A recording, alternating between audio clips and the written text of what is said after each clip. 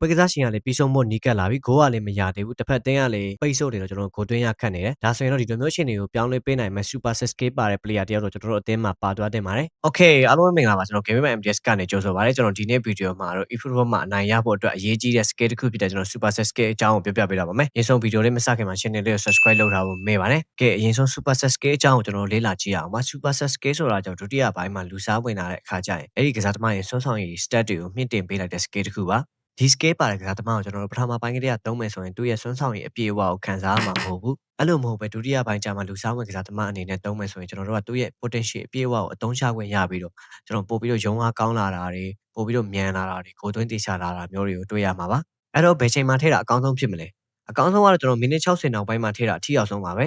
ပြိုင်မဲ့နောက်တန်းနေရတဲ့ဒီချိန်တွေမှာ stamina ကုန်ပြီးတော့ကစားအားကျနေပြီဒီလိုအချိန်မျိုးမှာကျွန်တော်တို့ဒီ stat တက်လာတဲ့ super set တွေနဲ့ထိုးဖောက်တာကြတော့ကျွန်တော်တို့ဂိုးရဖို့အတွက်လွယ်ကူဆုံးနည်းလမ်းတစ်ခုလို့ပြောလို့ရတယ်အကြံပေးချင်တာကကျတော့ CF တွေမှာလည်းမကိုက်ဘူးเนาะကျွန်တော်ဒီပွဲအဖြစ်ကိုပြောင်းလဲပေးနိုင်တယ်ကျွန်တော် ANF တွေပြီးတော့ကျွန်တော်ဖြတ်တင်မိုးတွေပါတယ်ပေးတဲ့ကောင်တွေမှာပါ super set scale ထည့်ထားလို့ရတယ်